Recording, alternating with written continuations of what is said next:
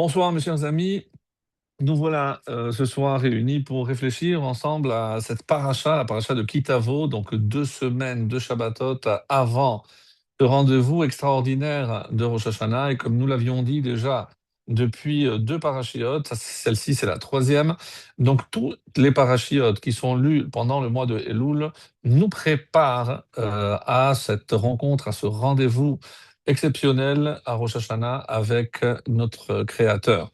Ici, bas, sur terre, pour l'instant, Be'ezrat Hashem, puisque ce jugement se déroule ici, et même si ça se joue là-haut, mais nous savons que l'essentiel se passe ici-bas.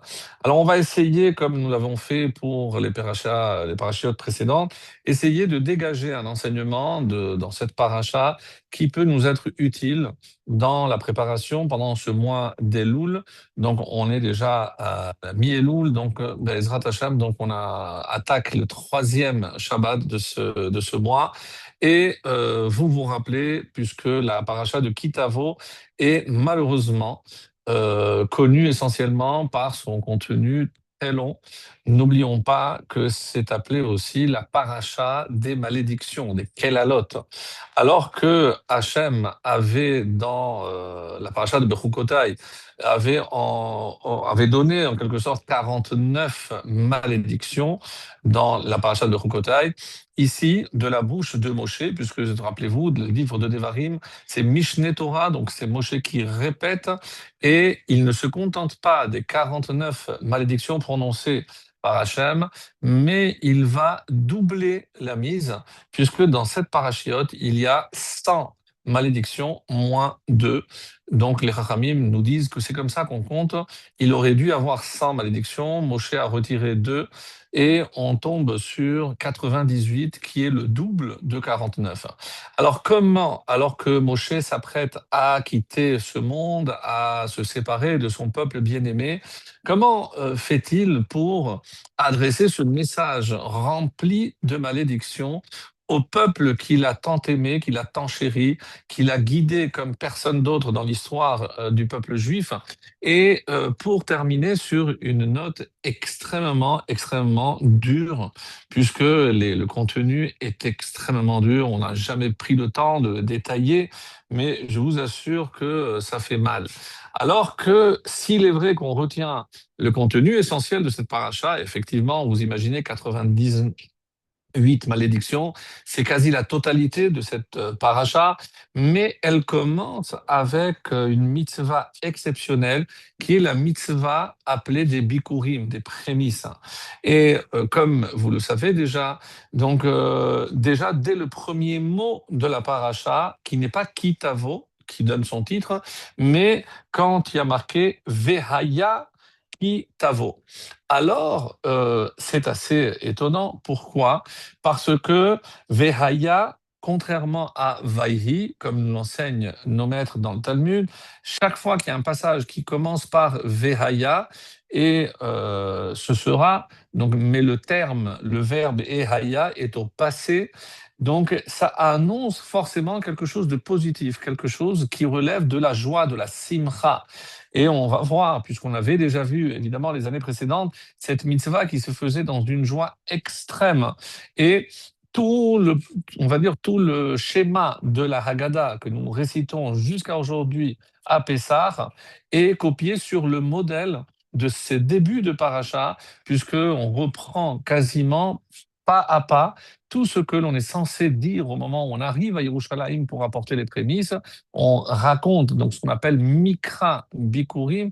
Donc il y a une lecture qui devait se faire, et on remontait jusqu'à Yaakov Avinu avec Lavan, et on raconte un petit peu les vicissitudes que nous avons connues depuis la sortie d'Égypte, et on se demande pourquoi c'est tellement attaché plus à cette mitzvah qu'à une autre.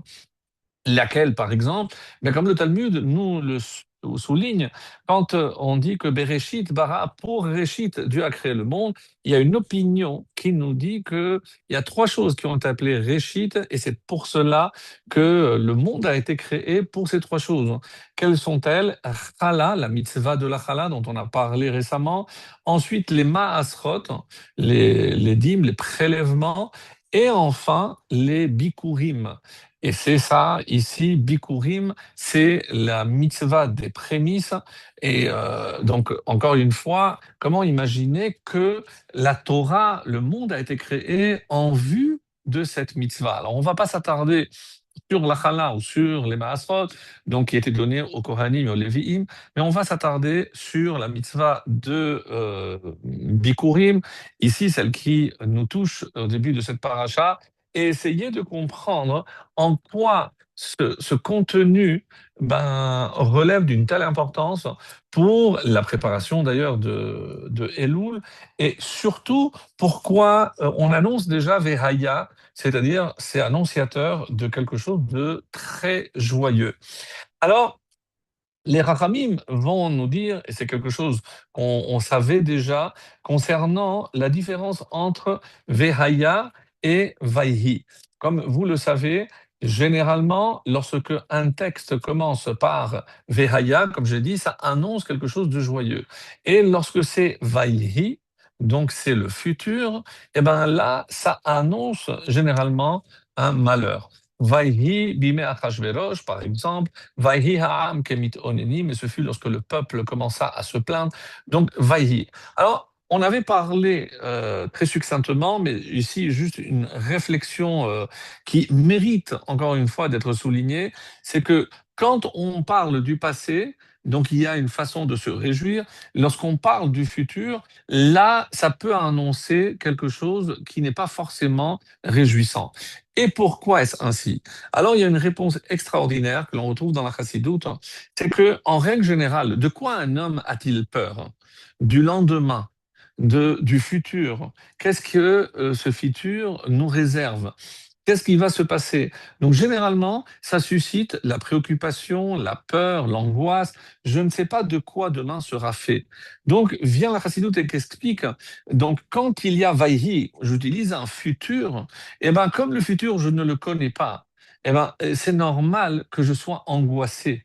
Et c'est pour cela que, à l'inverse, Vehaya, lorsque je regarde ce qui a été, eh ben, même si au moment où j'ai vécu ce qui a été, eh ben, je l'ai vécu de manière difficile, dure, mais maintenant avec le recul, c'est-à-dire que ce passé est dépassé.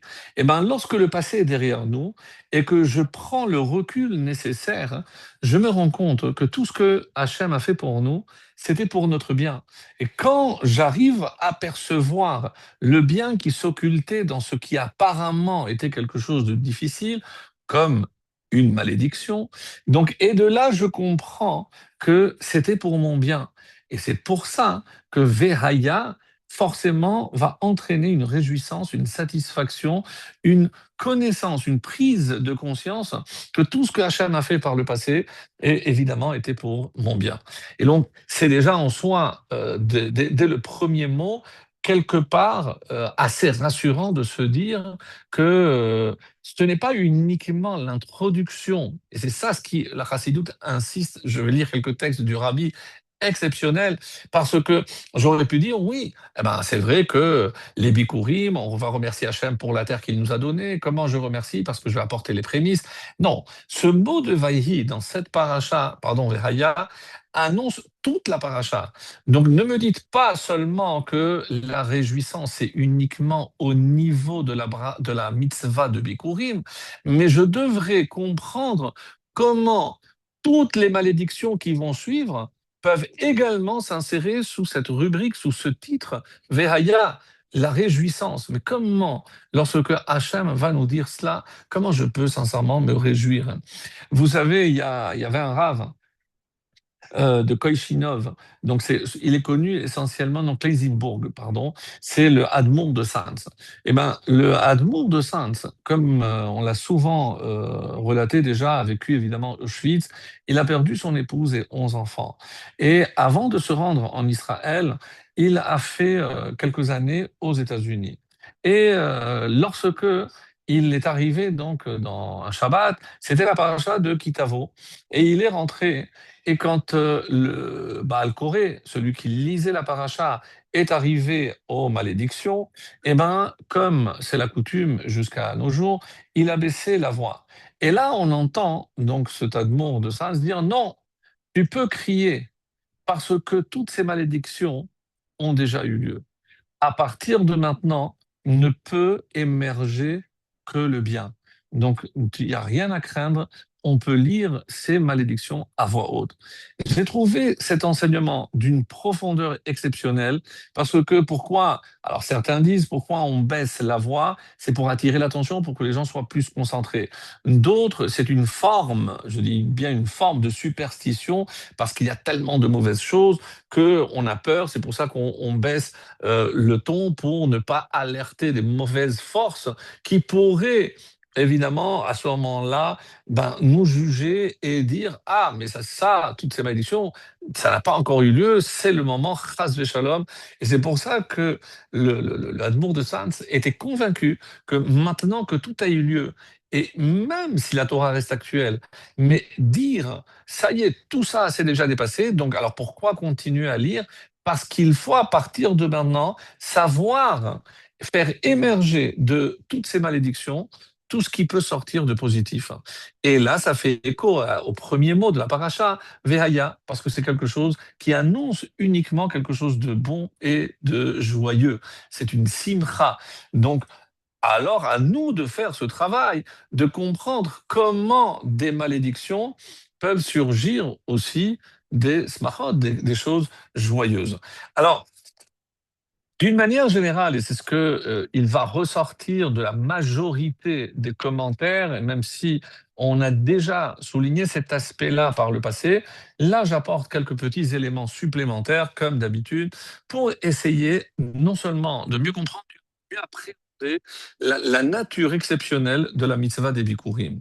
Alors, qu'est-ce qu'elle cherche? Et d'une manière générale, et quasi, je pense, la totalité des commentateurs sont unanimes et disent que cette mitzvah vise à faire travailler le juif dans une notion qui s'appelle la gratitude en hébreu, hakarat hatov. Donc reconnaître le bien. Hakarat hatov par rapport à tout ce que Hachem a fait pour nous. Et c'est pour ça que posent certains la question, mais à quoi ça sert Mikra Bikurim, lire? Parce que Hachem, il s'est sondé les cœurs. Est-ce que j'ai besoin de prononcer des choses pour remercier Hachem alors que Hachem, il peut voir mon sentiment de gratitude dans le cœur? Non. C'est pas pour Hachem. Hachem, lui, évidemment qu'il peut sonder ton cœur et il sait ce qu'il contient. Mais qui entend? C'est toi-même qui dois entendre tes propres paroles.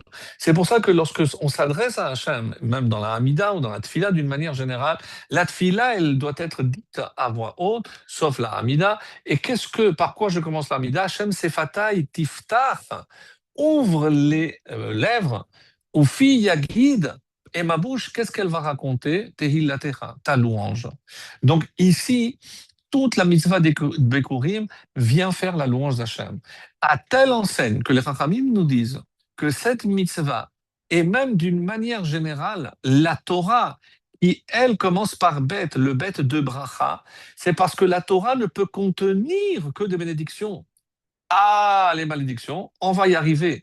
Mais déjà, que l'on comprenne parfaitement que tout est, et c'est la raison essentielle, comme Otiyot de Rabbi Akiva nous le disent, pourquoi Hachem a choisi la lettre bête, alors qu'on a commencé déjà avec le Tav, parce que bête, c'est bracha. Et si c'est cette première lettre qui ouvre toute la Torah, si bête, c'est le bête de bracha, ça veut dire que dans toute la Torah, je dois être capable de dégager la bracha qui est contenue, des fois voilée, mais il est impensable que la Torah ne contienne pas que des brachot. Et d'ailleurs, Vezot à bracha, malgré toute la litanie de malédiction que Moshe va égrener devant le peuple, mais la dernière paracha, malgré tout, qui sera lue à Simchat Torah, c'est précisément Vezot à bracha. Donc ça se termine, ça commence par Bet de bracha, ça se termine par bracha. Donc toute la Torah, c'est la bracha. Donc, difficile maintenant de comprendre cette notion de Kelala et surtout de la bouche de celui qui a aimé le peuple juif comme aucun autre guide ou prophète ne l'a fait. Je parle bien sûr de Moshe Rabbeinu. Alors, donc, parmi ces explications, donc, on nous dit que le but de toute la Torah, c'est Hakarat Hatov, c'est reconnaître tout ce que Hachem a fait pour moi. D'ailleurs, pose la question certains de nos maîtres, pourquoi quand Hachem se présente dans les Aser et Adibérot, pourquoi lorsque Anochi Hachem Elokecha, par comment il se présente, Asher Otseti Chabez Misraïm. C'est-à-dire, si tu es là, si tes descendants sont aujourd'hui ici, c'est parce que moi, j'ai été fait sortir d'Égypte. Donc, c'est déjà pour, d'une manière, d'une certaine manière, instiller en l'homme, pour que, justement, faire ancrer en l'homme cette notion de Hakarat Hatov et éloigner l'inverse, c'est la ihakaratatov, c'est l'ingratitude. Parce que nos maîtres sont extrêmement durs avec le manque de gratitude vis-à-vis d'Hachem. Et même, il me semble qu'on avait parlé de ça les années précédentes, comment aujourd'hui, on n'a pas la possibilité, donc il n'y a pas de temple, comment aujourd'hui on peut reconnaître les bienfaits que Hachem nous fait. Alors évidemment, il y a la Hamida. On dit Modi Manachnoula, on te remercie, on fait une liste, Al-Nisecha, sur tes miracles, etc. Donc, c'est magnifique.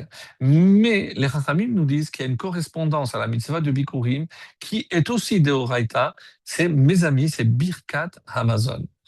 Et dans Birkat Amazon, je remercie Hachem pour la Torah, je remercie Hachem pour la terre, et après, je dis Ve'al hakol anu modim la Hachem Elokeinu.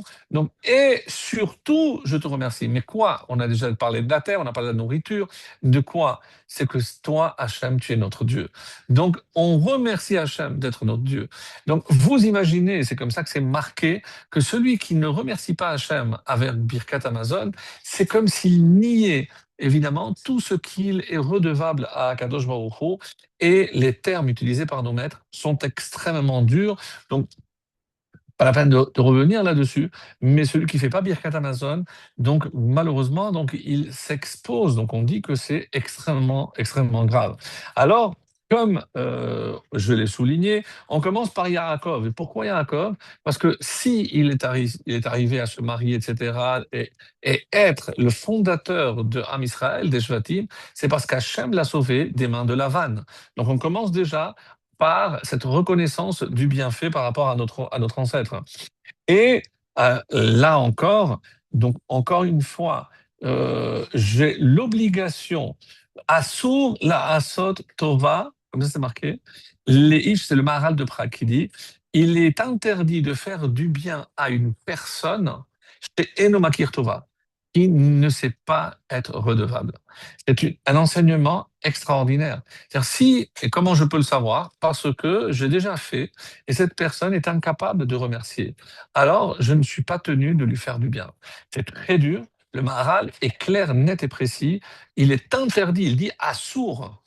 C'est pas il faut éviter. Non, il est interdit de faire du bien à une personne qui est ingrate. Et après, on va voir un exemple. Et il pose la question, pourquoi dans le Birkat Amazon, justement, on fait Harachaman, le miséricordieux, et là on fait toute la liste que Hachem, on demande une demande à Hachem. Pourquoi on attend la fin pour demander et pas au début? C'est parce que d'abord tu remercies, vers la kol anachnu modim la. Si tu as remercié déjà pour tout ce que Hachem t'a donné, alors tu es en mesure de demander encore. Et ça, c'est toute la structure exceptionnelle de Birkat Amazon qui reprend encore une fois cette notion de la mitzvah de Bikurim, puisque aujourd'hui, en plus, c'est moi qui profite, puisque c'est moi qui mange. Et Birkat Amazon, c'est véritablement ce symbole ultime, exceptionnel de la gratitude. Et un autre exemple qui nous est donné par, et c'est Rabbeinu Bechaye qui nous dit, il dit la gravité d'une personne qui ne remercie pas Hachem avec le Birkat Amazon. Par ailleurs, il donne aussi un exemple par rapport à Hagar. Hagar, on dit que Vateler Vateta. Rappelez-vous, c'est le texte qu'on va lire d'ailleurs à Rosh Hashanah. Lorsque Hagar est partie avec son enfant, elle est partie, elle s'est égarée. Et les Rashi, qui citent nos commentaires, nous disent comment le fait qu'elle s'est perdue, pourquoi on dit que Rashi qu'elle est revenue à la Avodah Zarah qu'elle avait connue dans la maison de son père. tous les commentateurs nous disent, mais qu'est-ce que ça veut dire? Comment je peux imaginer qu'une femme, et c'est le Maté Moshe qui pose cette question exceptionnelle, il a dit, je ne comprends pas. Attendez, mais c'est une femme qui a grandi dans la maison de Abraham. Sarah convertissait les femmes. Alors vous imaginez, si Agar a grandi, donc elle a vu le chesed, elle a vu tellement de choses. Comment est-ce possible d'imaginer que chasse la nature et elle revient au galop? Comment c'est possible? Et là, l'explication de nos maîtres est exceptionnelle. Et quand Sarah, c'est elle qui a l'initiative de donner Hagar à son mari Abraham. Et qu'est-ce qu'il lui dit? Voilà, maintenant tu vas être la femme et mon mari, moi je suis stérile, alors avec toi elle pourra avoir des enfants. Comment elle aurait dû se sentir Hagar? Mais vous imaginez, mais regardez la différence avec la femme de Yishai, le père de David, qui a eu la même initiative. Et la femme de ménage lui a dit, il n'est pas question, sa gouvernante lui a dit, il n'est pas question, et lui a donné au contraire ses vêtements, et c'est sa femme qui est allée avec Yishai, et c'est pour ça que c'est elle évidemment qui est tombée enceinte de David, justement. Donc Hagar, non seulement elle n'a pas été reconnaissante à l'égard de sa maîtresse, de Sarah, mais elle a commencé à l'humilier. Eh bien, vous vous rendez compte, moi, regardez, je suis déjà tombée enceinte tout de suite, donc peut-être que c'est pas la tzadékette. Et ce manque, donc ici, le Khamim parle d'un défaut. Donc, sa notion de reconnaissance et de gratitude était entachée. Et qu'est-ce que ça a entraîné, mes amis? Eh bien, justement, le fait qu'elle a été renvoyée, et ni une ni deux. Donc, lorsque on n'est pas reconnaissant avec tout ce qu'Hachem nous donne, comme l'avait dit Rabbeinu Bechaye, eh bien, on peut être amené à faire la Vodazara et en apportant l'exemple de Hagar. Extrêmement difficile, et pour que l'on comprenne la gravité, l'importance de Hakaratatov. Un, un autre exemple, c'est par exemple lorsqu'on a quitté l'Égypte, on a chanté à Hachem, et là on sait que tous les miracles, on a vu tous les miracles Hachem. Et par quoi se termine la Shira? Hachem yimloch leolam vaed. Chachamim dit, mais quel rapport? Pourquoi, une fois que je sais remercier Hachem, donc Hachem yimloch, Dieu va régner pour toujours? Eh bien, d'où je le vois. Et pourquoi justement ce texte est lu à Rosh Hashanah et la préparation dans cette mitzvah, c'est pendant le mois de Elul? Parce que quelqu'un qui sait être redevable à Hachem, qui est reconnaissant à Hachem, c'est lui et lui tout seul qui peut couronner Hachem comme roi du monde. Et c'est pour ça que tout le mois de Elul, c'est quoi mon travail? Reconnaître Hakarat Hatov. Donc, voir tout le bien qu'Hachem nous a fait pendant cette année. Et c'est le bilan, c'est pas simplement ce que j'ai fait, mais tout ce qu'Hachem a fait pour moi. Et quand je suis à la hauteur de remercier pour tout ce qu'Hachem a fait, je serai en mesure à Rosh Hashanah de venir maintenant, Hachem, tu es le roi, Hamelech HaKadosh, et là, on peut le couronner un petit peu comme l'exemple qui est donné par la Shira.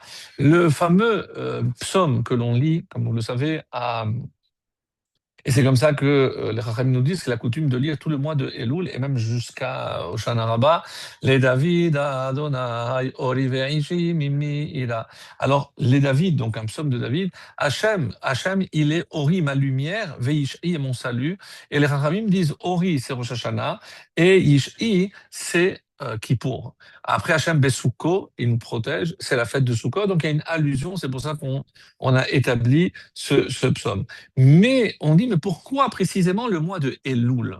Parce qu'à la fin de ce psaume, on dit, Loulé emanti, si je n'avais pas mis toute ma confiance, l'irot betuv Hashem. Et on dit Loulé, si je lis le mot Loulé à l'envers, c'est Elul. Et qu'est-ce que je dois faire Elul? L'irot betuv Hashem. Voir tout ce qu'Hachem a fait de bien pour moi. Donc, tout le message, voilà comment il est codé dans ce psaume exceptionnel qu'on lit le matin d'ailleurs, à la fin de la tfila, le soir à Arvit. Donc, mais tout tourne autour du message essentiel que l'on retrouve au début de notre paracha, c'est-à-dire la hakaratatov, savoir remercier Hachem, ce qui est, mes amis, vraiment indispensable. Donc, Une fois qu'on a rappelé rapidement le début de cette paracha, on va peut-être passer à cette question ô combien gênante, mais peut-être que je vais commencer par autre chose. Alors, un thème qu'on avait déjà vu dans d'autres circonstances, mais comme on en parle aussi dans notre paracha, quand Hachem rappelle, alors je ne l'ai pas lu, mais je vais le faire rapidement. Ce sera lorsque tu entreras dans le pays de Hachem, ton Dieu, que te donne comme héritage, que tu en prendras possession et y habiteras. Tu prendras les prémices de chaque fruit de la terre que tu apporteras de ton pays, que Hachem, ton Dieu, te donne. Et tu les mettras dans un panier et tu te rendras à l'endroit que Hachem, ton Dieu, choisira. Donc, allusion au Beth Amikdash, au temple, pour y faire résider son nom. Tu viendras vers le Kohen qui sera en séjour. Tu lui diras, je déclare aujourd'hui Hachem, ton Dieu, que je suis venu dans le pays d'Hachem. Le Kohen prendra le panier, puis tu parleras à voix haute, comme on a précisé, et tu diras, un Araméen a voulu anéantir mon ancêtre. Arami, Oved Avi, c'est exactement les mêmes mots que l'on retrouve dans la Haggadah. Et là, on voit toutes les étapes. Alors, il y a une question que pose le Balatourim. Comment se fait-il que la paracha de Kitetsé, on avait parlé, pardon, déjà de la juxtaposition, ce qu'on appelle en hébreu la sémiroute.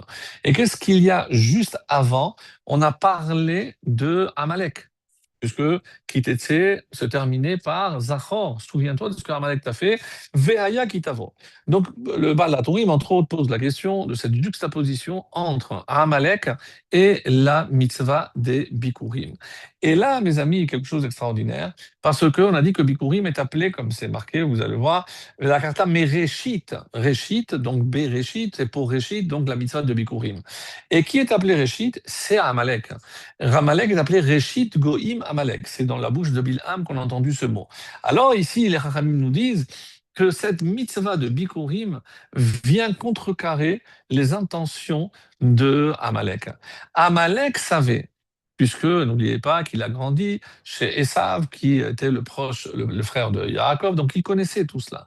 Et il y a 3 mitzvot que l'on doit faire en rentrant en Israël, qui sont nommer un roi, détruire, effacer la dynastie de Amalek et construire le Beth Hamikdash. Alors Amalek, pourquoi il a eu peur? Et tant qu'Israël était en Égypte, ça ne le dérangeait pas. Eh bien parce que s'il sortait et qu'il se rendait en Israël, il connaissait la suite de l'histoire. Ça veut dire que c'était lui la prochaine cible.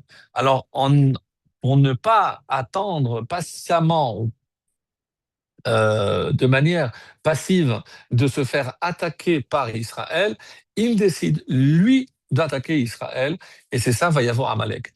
Mais maintenant, les Rachamim voient aussi quelque chose de formidable dans la succession des parachiotes. Donc, nommer un roi, on en a parlé dans la paracha de Shoftim. Ensuite, effacer Amalek, c'est la paracha de Kitetse. Et où on parle du temple, eh ben, au début de notre paracha, El Hammakom, comme c'est marqué ici, El Hammakom Asherif Harashem, vers cet endroit. Donc, à quoi fait allusion la mitzvah de Bikurim? À la construction du Beth Amikdash. Voilà, mes amis, comment, dans la suite de ces 3 parachiotes, il y a les 3 mitzvot essentielles que je dois accomplir quand je viens en Israël. Et tant que on n'a pas, dans cet ordre, nommé un roi qui va être à la tête pour effacer Amalek, et ensuite seulement, puisque Amalek, tant qu'Amalek est là, le trône d'Hachem n'est pas complet, qui yad al-kes, car, donc on a dit qu'il n'est pas complet, pardon, tant que Amalek n'est pas effacé. Donc, comment je peux lutter aujourd'hui contre Amalek? Eh bien, mes amis, peut-être avec le Birkat Amazon, en faisant Birkat Amazon avec concentration. Est-ce que j'ai besoin d'aller livrer une bataille contre Amalek? Peut-être pas. Parce que si justement la mitzvah appelée Réchit Bikurim symbolise la reconnaissance, la gratitude, la Hakarat Hatov, et qu'aujourd'hui cet Hakarat Hatov passe évidemment par la Tfila, mais par le Birkat Amazon, vous comprenez que le Birkat Amazon ne doit pas être lu par cœur en pensant à 14 000 choses et en 1 minute 30. Non, c'est bien de prendre un texte, c'est extrêmement important, et si on peut retirer quelque chose de vraiment concret, c'est prendre la bonne décision de faire Birkat Amazon. Évidemment qu'on le connaît par cœur, parce que ça fait des années, Baruch Hashem, qu'on le fait, mais avec un texte. Comme ça, d'abord, vous vous concentrez un peu mieux, vous ne pensez pas à mille choses. Il est interdit même de toucher quelque chose d'autre pendant Birkat Amazon, c'est des Oraita, c'est une mitzvah de la Torah. Alors que si on accentue, on améliore cette mitzvah de Birkat Amazon, peut-être que ça nous aidera à faire éliminer définitivement tous les Amalek de notre planète pour atteindre la dernière étape, la reconstruction du Beth Amikdash, Be'ezrat Hashem. Alors, maintenant, je disais que dans cette paracha, dans la reconnaissance que on va lire ici, puisque indépendamment de les 6 tribus qui vont se mettre sur Har Geizim, Har Eval, on va lire les malédictions du côté de bénédictions, etc. Donc on va rappeler aussi de tout ce qu'Hachem a fait pour nous donc pendant ces 40 années où comme c'est marqué, dans le texte, Lobalou simlotechem, donc vos vêtements ne se sont pas usés me'alechem sur vous, vena'alcha lobalta me'al raglecha. Et ta chaussure, là c'est au singulier, lobalta, elle n'a pas été usée sur ton pied. Et là, les Rachamim se disent, puisqu'on pose cette question, c'est curieux. Comment se fait-il que quand on parle de vêtements, c'est au pluriel, mais quand on parle de chaussures, c'est au singulier? Est-ce qu'il n'y a pas un autre message sous-jacent ici? Et d'une manière générale, on sait malheureusement que une personne qui est confrontée aux difficultés de la vie, donc en fait, à quoi il fait penser? C'est vrai que l'image va vous faire sourire, mais c'est un pompier. Un pompier, il attend qu'on l'appelle parce qu'il y a un incendie et il essaye d'éteindre les incendies.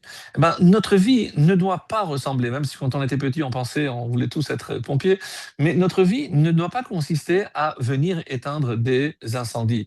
C'est-à-dire attendre que la situation déborde et on va être happé par le quotidien, par nos préoccupations, et donc on n'est pas venu pour jouer aux pompiers. Alors, donc, dans cet enseignement que j'aimerais partager avec vous, il y a ici quelque chose vraiment de formidable. Et tout ceci grâce à la chaussure. Parce que, donc, comme vous le savez, est-ce que la chaussure fait partie des habits ou pas? Alors, je sais, on avait fait un cours là-dessus, mais vous allez voir, on va ajouter quelques éléments, et surtout que c'est important, puisque là, on se prépare véritablement à Rosh Hashanah, et surtout, rappelez-vous qu'à Kippour, on ne met pas de chaussures en cuir, mais on peut mettre des chaussures en toile ou autre, ou en synthétique, tout ce qui est synthétique. Alors, quelle est la question que je posais? C'est est-ce que la chaussure fait partie du vêtement? Ah, vraisemblablement non, puisque dans le texte de cette semaine, d'un paracha, on parle des vêtements d'un côté et la chaussure de l'autre. Donc on voit bien qu'il y a une distinction. Où est-ce que je retrouve cette distinction? C'est lorsque les Chachamim, Anshek et Sagedola, vont fixer les brachot du matin. Alors il y a Malbish Arumim, celui qui habille ce qui était nu. Donc on dit ça, c'est une allusion claire aux vêtements. Et ensuite, est-ce qu'il y a une bracha spéciale pour les chaussures? Oui. D'ailleurs, le jour de Tisha B'Av, comme je ne mets pas de chaussures en cuir, je ne fais pas cette bracha. Et le jour de Kippour non plus. Et quelle est la bracha sur la chaussure? Bah, vous allez chercher, vous ne trouverez aucune allusion à la chaussure dans aucune bracha du matin. Mais là, on dit, c'est quoi la bracha qui parle de la chaussure? Chez Asali Kol Tzorki, qui m'a fait tout ce tous mes besoins, qui m'a comblé chez Asa Ali Kol Sorki, qui a fait à moi. C'est curieux. Pourquoi d'abord? Contrairement à tous les autres verbes, vous vérifierez, ils sont au présent. Okeach ivrim, malbish arumim. Donc, tout est au présent. Parce que c'est une action qu'Hachem fait. Il m'ouvre les yeux, je peux me tenir debout. Mais quand je parle de la chaussure, chez Asa, il a fait. Alors, pourquoi c'est au passé, alors que la chaussure, je la mets aussi aujourd'hui? Donc, qu'est-ce qui se cache derrière cela? Et à partir de quand, si je vous posais la question, l'homme a commencé à chausser des chaussures? Donc, c'est une question pas piège du tout, mais une bonne devinette. À partir de quand, d'après la Torah, je parle, quand est-ce que l'homme a commencé à porter des chaussures? Eh ben, la réponse est assez étonnante et vous allez comprendre véritablement tout ce qui se cache au fond parce que là encore, c'est un message exceptionnel de préparation de Elul à Rosh Hashanah et aussi à Kippour. Et qu'en est-il donc de cette chaussure? Qu'en est-il du moment où l'homme a commencé à utiliser des chaussures?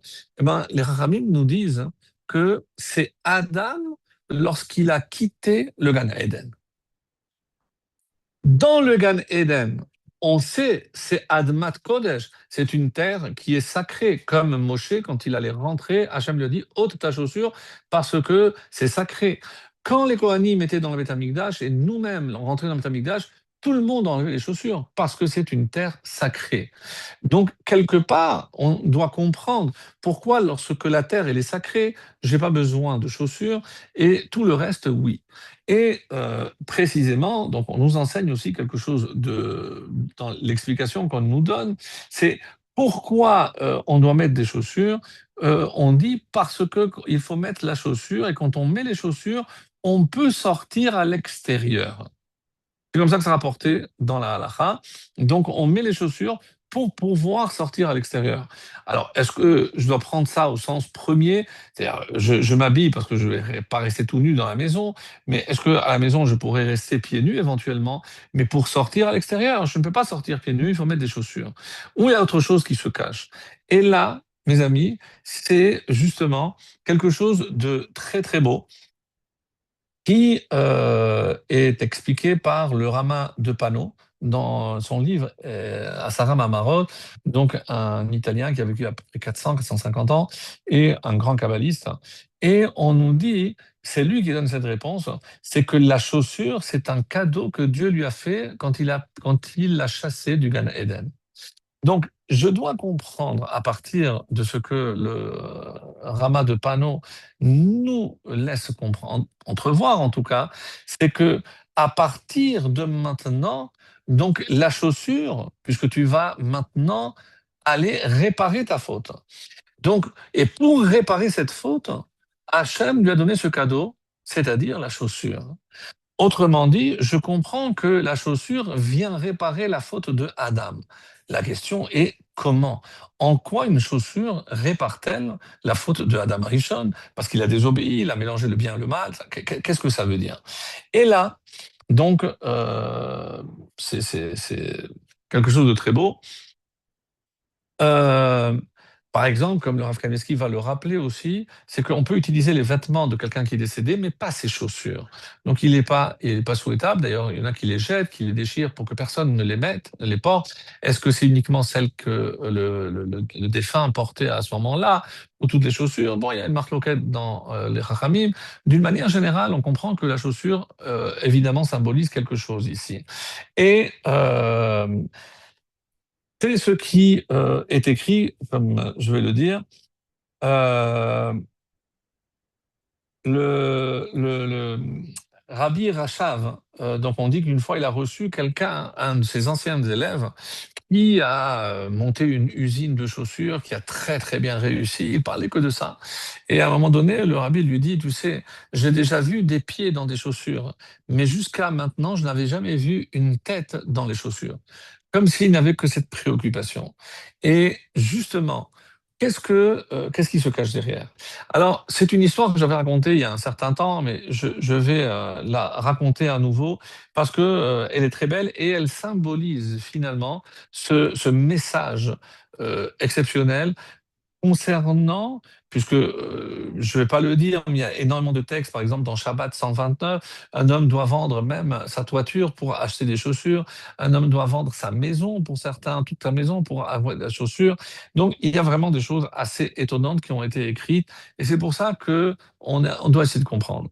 Alors c'est une histoire qui se passe dans un camp à Auschwitz, et il y avait un groupe qui était amené pour abattre des arbres pour évidemment chauffer. Est-ce que c'était pour les fours ou autres? Peu importe. En tout cas, ces juifs qui avaient la peau sur les os et très très peu couverts, donc devaient marcher de longues minutes jusqu'à la forêt la plus proche.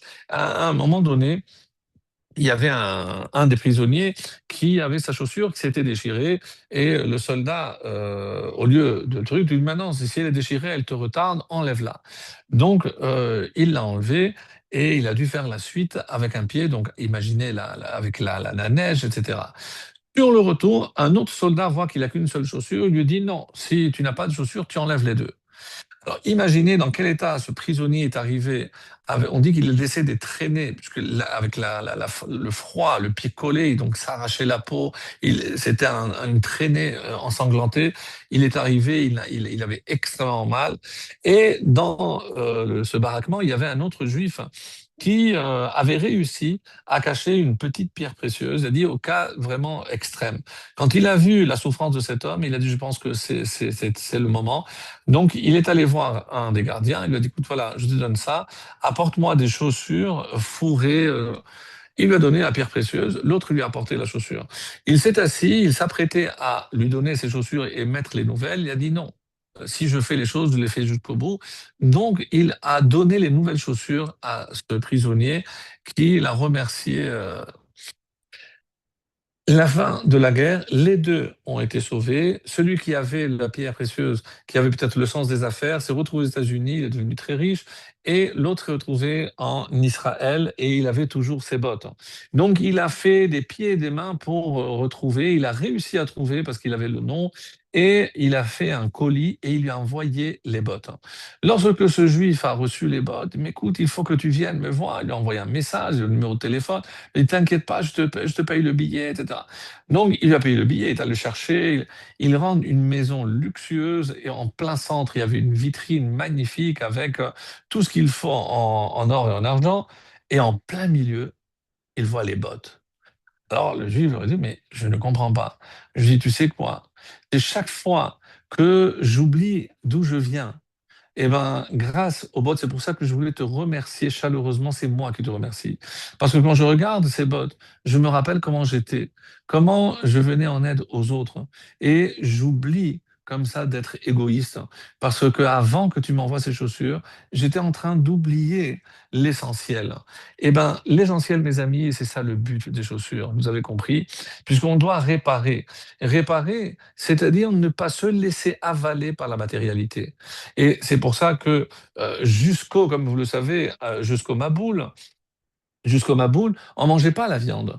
Et quelle a été la réflexion des hommes? Donc, si moi je ne peux pas le manger et lui ne peut pas le manger, ça veut dire qu'on est pareil. Donc, si lui, il peut choisir ce qu'il veut, les hommes ont commencé à se comporter comme les animaux. Donc, Hachem a mis un holà. Et la première réforme après le Maboul, c'est que pour montrer que vous êtes au-dessus de l'animal, vous allez le consommer. Alors, évidemment, avec des restrictions, comme nous le savons. Mais autrement dit, on comprend que la chaussure, c'est aussi pour marquer notre domination sur la matière, sur la terre, ne pas se laisser happer par la terre. Et maintenant, à Kippour, mais je mets quand même des chaussures, mais pas en cuir. En cuir, on avait dit que c'était l'animal. Parce que là encore, je dois dominer l'animal. Je dois savoir que Hachem, dans sa création, il a placé l'homme au-dessus de tout. Et je ne dois jamais oublier que je suis le seul être créé qui jouit d'une liberté de choix qu'aucune autre créature ne possède dans ce monde. Et donc là, même si, comme vous savez, on a souvent dit, je crois que c'était Sartre, que l'homme est un loup pour l'homme, ou peu importe, mais oui, il peut se comporter comme un loup. Mais justement, chaque fois que je vois la chaussure, je viens me rappeler ici quelle est ma place. Maintenant, chez Assa, depuis quand Hachem a déjà marqué lit pour moi? Et pourquoi moi?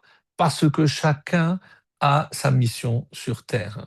Et ta mission, la réparation, le tikkun que toi tu dois faire, personne d'autre ne pourra le faire à ta place. Chez Assali Kol Tzorki. Donc il m'a donné tout ce dont j'ai besoin, tous les outils pour réparer et pour accomplir ma mission sur terre. Et maintenant, je comprends que lorsqu'on a dit on met les chaussures, maintenant on peut sortir à l'extérieur. On peut sortir à l'extérieur avec tous les dangers qui se trouvent à l'extérieur. Parce que quand j'ai compris le message des chaussures, je suis prêt à affronter tous les défis de ce monde. Et c'est ça, mes amis, ce que Kippour m'invite à faire.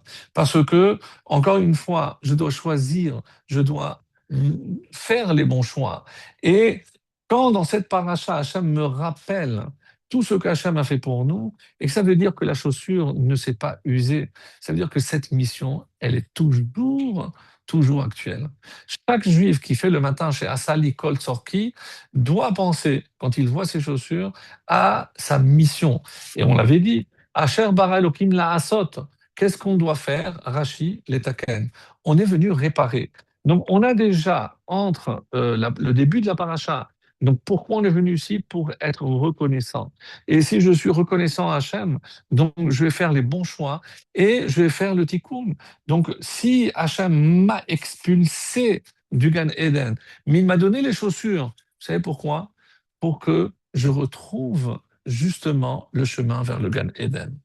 Bon, le même verset qu'on a cité la semaine dernière, Mayafu pe'amayr bat ne'alim bat nadiv. Donc, qu'est-ce qu'on a dit? Qu'est-ce qu'ils sont beaux tes pas dans tes chaussures. Et de quoi on parlait là-bas dans les chaussures? Donc, lorsqu'on allait au Beth Amikdash. Donc, le Beth Amikdash, qui est ce qui ressemble le plus au Gan Eden, donc on avait ces chaussures pour arriver. Mais une fois qu'on arrivait dans le Beth Amikdash, comme lorsqu'on reviendra dans le Gan Eden, on n'a plus besoin de chaussures, on les laissait à l'extérieur. Donc, ça, les amis, donc cette démarche exceptionnelle et tout ceci, donc par rapport à ce qui est écrit ici, pour nous rappeler qu'attention, parce que le Nachash, toutes les forces du mal, vont nous empêcher justement de faire ce fameux tikkun. Voilà un petit peu ce que je voulais dire par rapport à cela. Et maintenant,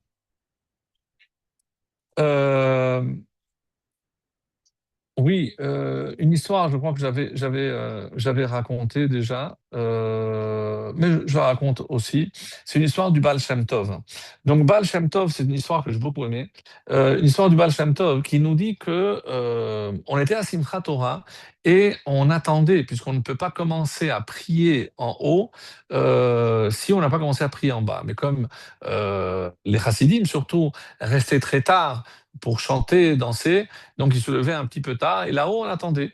Alors, évidemment, c'est une histoire qu'on ne peut pas prendre au premier degré. Alors, les malachim, ils se disent, bon, en attendant, alors on va faire un peu d'ordre. On va nettoyer, ça veut dire nettoyer le Gan Eden, et on va voir ce qu'on trouve.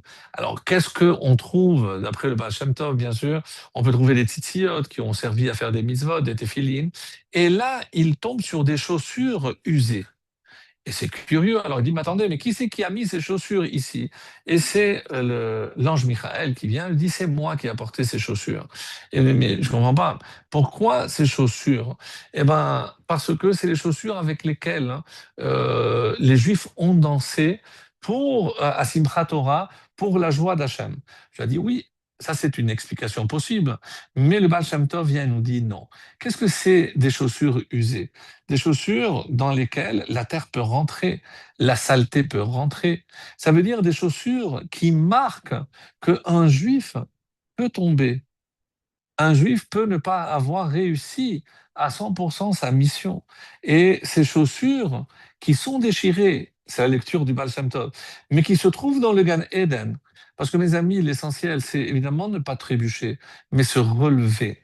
Donc, savoir qu'il faut trouver la force, même si la saleté s'est introduite dans la chaussure, eh ben, continuer à faire notre mission sur Terre. Et l'ange Michael est venu récupérer ces chaussures qui prouvent qu'un juif, même s'il tombe, il se relève et il continue à accomplir sa mission. Et ça, à l'approche de Rosh Hashanah, de Kippour, c'est encore un message vraiment exceptionnel pour nous dire, mes amis, que même si pendant l'année on a trébuché, qu'à cela ne tienne. Donc, mais même des chaussures trouées ou déchirées, elles ont leur place dans le Gan Eden. Quand? Lorsque j'ai utilisé précisément donc cette chute pour me relever et au contraire relever aussi le défi d'être meilleur. Donc ça c'est le message. Et maintenant on va attaquer, si vous voulez bien, donc pour la dernière partie. Donc, la question qui nous avait un peu dérangé, comment comprendre que Moshe, avant de quitter le peuple juif, lui adresse 98 malédictions. Donc, c'est extrêmement dur. Je répète chaque année l'histoire du fils de le Admour Azaken, c'est-à-dire le Admour Emtsaï, le fils du Balatania, donc qui a été à peine âgé de 12 ans, son père était en déplacement, et la paracha de Kitavo, c'est quelqu'un d'autre qui a lu. On dit qu'il est resté enfermé chez lui une semaine, on ne comprenait pas pourquoi. Lorsqu'on est venu le voir, il ne mangeait pas. Je dis, mais qu'est-ce qui se passe? Et son père arrive, je dis, qu'est-ce qui se passe? Je dis, papa, mais tu ne te rends pas compte, les malédictions qu'on a lues. Je dis, mais mon fils, ça fait des années que tu écoutes cette paracha. Je dis, non, papa, lorsque toi, tu lis cette paracha, j'ai jamais entendu quelque chose de mal. Donc, qu'est-ce que cela peut bien vouloir dire? Donc, l'histoire, je l'avais déjà racontée, mais comment on peut, ah ben, justement, peut-être avant d'attendre que la chassidoute vienne nous donner une bonne interprétation de chacune de ces malédictions et essayer de voir la lumière qui s'y cache, hein. Regardez ce qui est dit, par exemple, par le rabbi dans une vahadoute. HaTorah matrila beot bet. La Torah commence par la lettre bet. Rachet evot bracha. Donc c'est pour ça que c'est comme on a dit la bracha. Qui a Torah kula bracha. Car la Torah, c'est entièrement bracha, ce que je disais dans l'introduction. Lachen kasher motziim batorah inyan bilti ratzui. Et c'est pour ça que si dans la Torah, je tombe sur quelque chose qui est dérangeant, c'est-à-dire apparemment, ça ne s'inscrit pas dans la rubrique de bracha. Haefer melacha. Au contraire, c'est le contraire. Jamais il utilise le mot klala. C'est le contraire d'une bracha. Be'akarat lo me'echrech lomar. On est obligé de dire shakavana pnimit hi leofro le'inyan shel bracha. Vetov. C'est pour nous inciter à nous à être capables de transformer ce qui est le contraire de la bracha en bracha.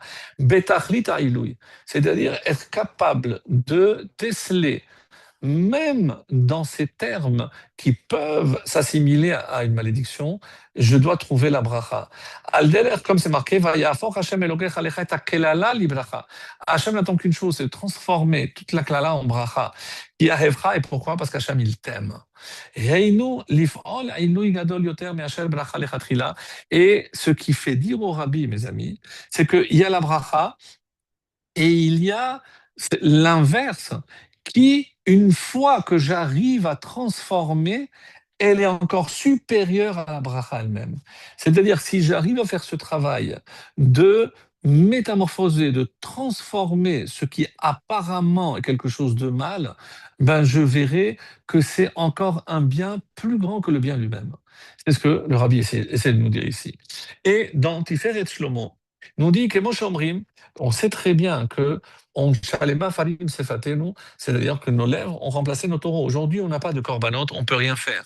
Et c'est pour ça que quand on va lire cette paracha, comme c'est marqué dans le Tour, dans la Gemara, dans Megillah, donc pour que je termine l'année avec ces malédictions, on fait toujours en sorte, comme Ezra Sofer l'a fait, de lire non pas le Shabbat juste qui précède Rosh Hashanah, mais celui d'avant, donc celui que nous allons rencontrer. Et là-bas, on va dire, Gourarié, donc le Maharal qui explique Lama katav klala bekra. Donc pourquoi on écrit dans la Torah, on trouve la klala, la malédiction. Adera bahavel emirtav habracha. Donc, on aurait pu écrire, hein, puisque vous savez qu'il y a aussi avant Arur Ha'ish, maudit l'homme qui fait. Il y a toute la liste de quand les 6 tribus allaient sur une des 2 montagnes. Donc, mais pourquoi la Torah l'écrit-elle? Si j'avais dit Baruch, et sur l'autre montagne, c'est l'inverse. J'aurais déduit, ben, béni celui qui fait ça, et celui qui fait pas, maudit. Donc, pourquoi la Torah? Et ça, c'est le Maharal, il pose la question, Yir Elomar. Donc, il semble qu'on peut dire chez Aïkar ou Aklala, parce que l'essentiel, c'est la klala. Shayut tzrichim lekabel haTorah be'ala.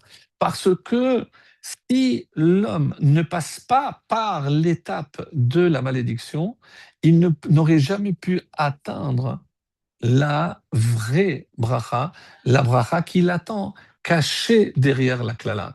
Autrement dit, la klala, mes amis, ici, c'est le mal, l'épreuve, ce que nous, on perçoit peut-être dans un premier temps comme quelque chose de mal, c'est l'accès à la vraie bracha qui se trouve cachée. Et dans la Gemara, Il dit comme ça, c'est très très beau, c'est un Bava Batra. On dit, regarde, comment la différence entre Moshe et Hachem. Quand Hachem il a béni Israël, il l'a béni avec les 22 lettres de l'alphabet. Et il explique pourquoi. Parce qu'on dit Im Bechukotai Teler, si vous marchez, dans le passage il commence par Im Aleph, et par quoi ça se termine? Komemiyut, Tav. Donc les brachot qu'Hachem il fait commencent par Aleph et Tav, 22 lettres. Et quand il les maudit, on commence Ve'im bechukotai tim'as, mais si tu rejettes, on commence par V, et nafsham, même. Donc de Vav jusqu'à même, il y a 8 lettres. Donc pour bénir avec 20 lettres, pour maudire 8 lettres seulement. Et Moshe, exactement l'inverse. Pourquoi? Parce que Moshe, on va voir ici, quand il va dire Vehaya im shamoa, bénédiction commence par Vav, Le'ovdam termine par même. De Vav à même, il y a 8 lettres. Ça, c'est la bénédiction. Et pour les malédictions, par quoi ça commence? Vehaya im lo tishma ad ve'en kone, de Vav jusqu'à He. C'est-à-dire, on fait tout le tour et on tombe sur 22 lettres. Donc, pour montrer que Hachem, il ne maudit qu'avec 8 lettres, mais il bénit avec 22. Alors, là, on arrive à un chida extraordinaire, et c'est ce qu'on va essayer de comprendre. Que symbolise ce chiffre de 98? Alors, quand je vais voir que Moshe utilise dans chacune de ses malédictions, il y a toujours le nom de Dieu. Vous ferez le test. Mais quel est le nom d'Hachem qu'il utilise? Bah, si c'est des malédictions comme nous on le comprend, ça veut dire c'est le jugement. À aucun moment Moshe utilise Elohim, qui est le nom d'Hachem qui désigne la justice, la rigueur. Et quel est le nom qu'il utilise? Yud Kevavke Havaya. C'est Midat Arachamim.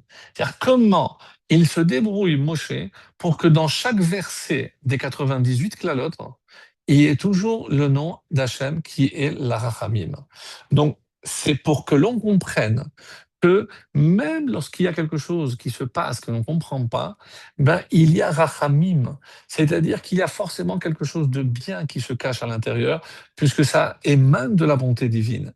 Et comme si Hachem voulait atteindre le chiffre, Moshe voulait atteindre le chiffre 98. Est-ce que c'est parce qu'il est plus dur que Hachem? Non, il veut utiliser autre chose. Et on arrive à un personnage qui sera appelé Avinu. Donc c'est Avinu, quand on dit Avinu ata, tu es notre père, parce que celui qui va prendre notre défense plus que Abraham et plus que Yaakov, c'est Yitzhak. Mes amis, combien de fois le nom de Yitzhak apparaît dans la Torah? Vous avez deviné, bien sûr. 98. Pourquoi Moshe fait tant d'efforts pour atteindre 98 malédictions? Parce que il nous dit, qu'est-ce qu'il cache comme message? Mais vous avez compris que Yitzhak n'est pas la rigueur que vous croyez. Quand Hachem vient voir Abraham, tes fils ont fauté, alors punis-les, Yaakov, pareil. Et là, le seul qui dit Yitzhak, il dit, mes fils et pas les tiens. Mais qu'est-ce que tu me racontes? Et rappelez-vous, puisqu'on parle aussi de Pessa, pourquoi on coupe la matzah du milieu? Parce que si je dis que Savram, Yitzhak, Yaakov, c'est la matzah de Yitzhak que je coupe en deux. Et qu'est-ce que ça symbolise? C'est que grâce à Yitzhak, on est passé de 400 ans à 210. Pourquoi? Ki ushvoato le Yitzhak. Parce que quand vous regardez le nom d'origine de Yitzhak, c'était Yitzhak, avec Sin, qui vaut 300. Et Israël, il a dit, Hachem, moi je suis prêt à te donner ma lettre, je la remplace par Tzadik. Tzadik, ça vaut 90. Donc 300 moins 90, 210.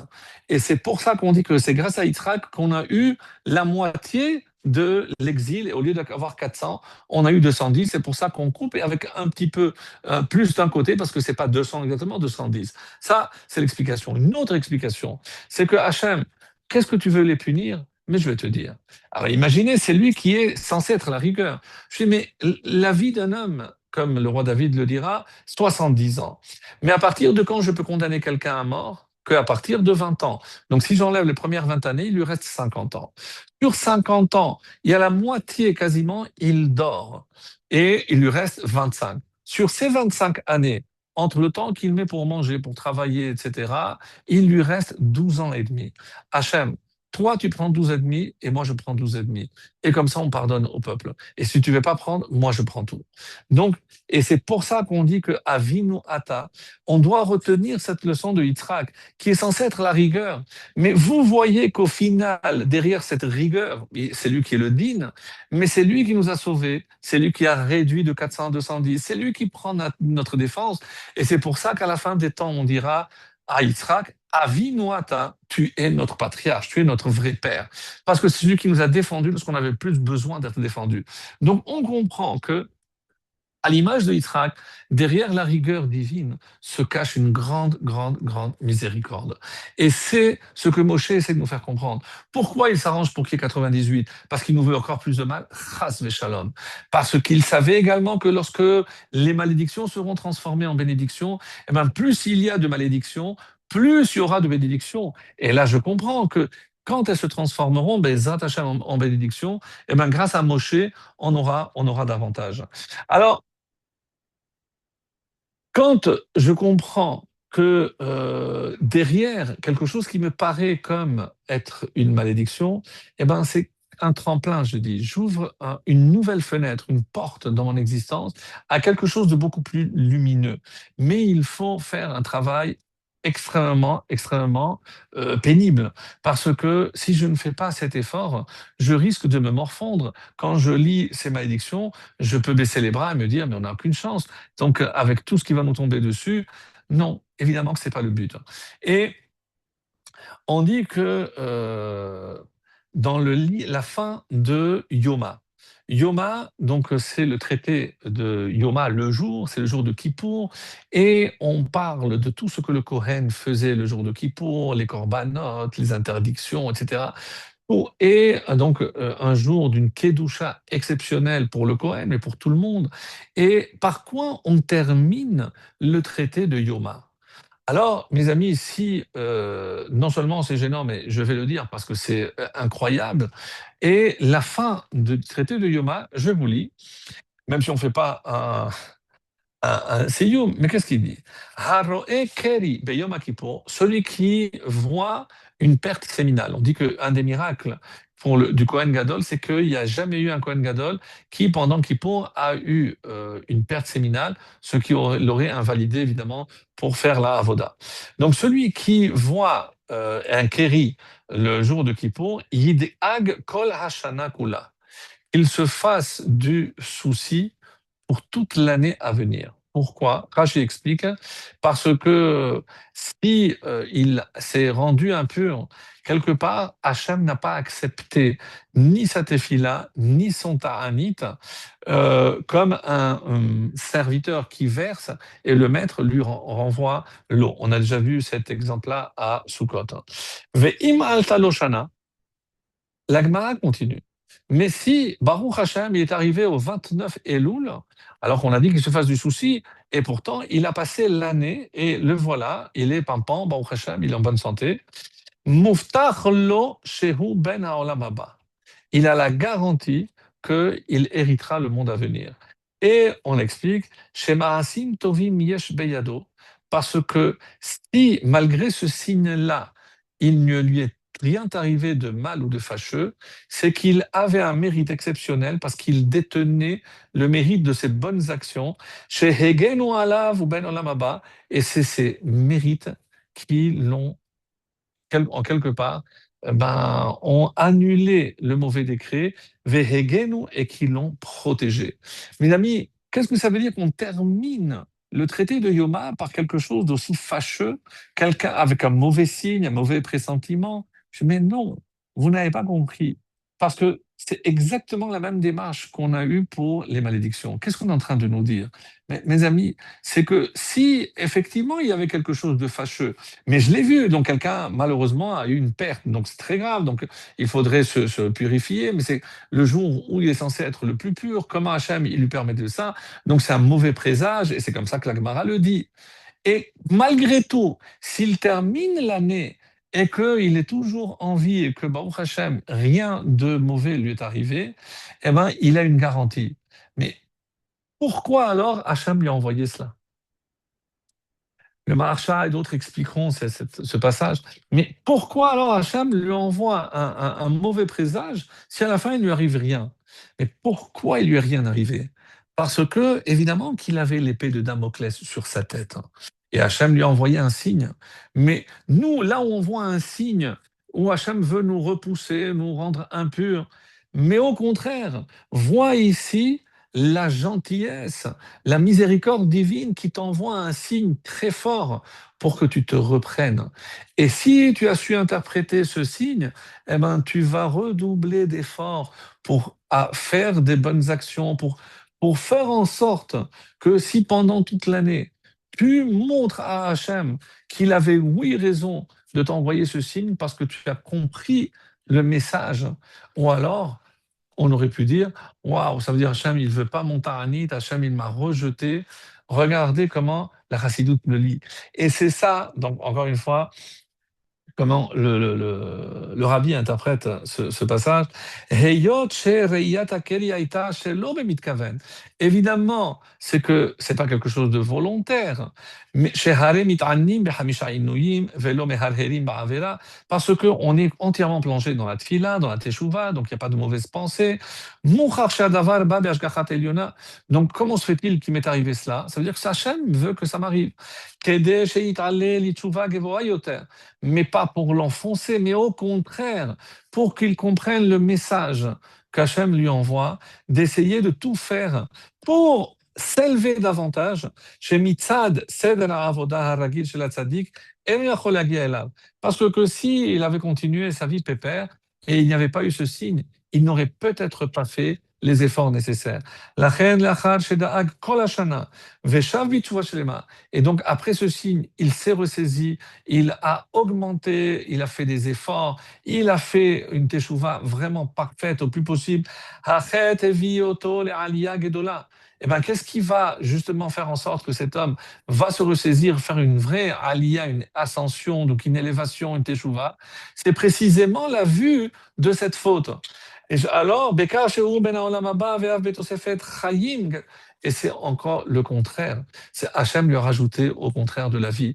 Donc ce signe n'était pas fait pour lui dire mon coco, tu termineras cette année. Non, c'est au contraire. Alors, et c'est ça le message. Le message de comprendre que derrière se cache précisément donc un signe que Dieu nous envoie pour qu'on soit capable de l'interpréter.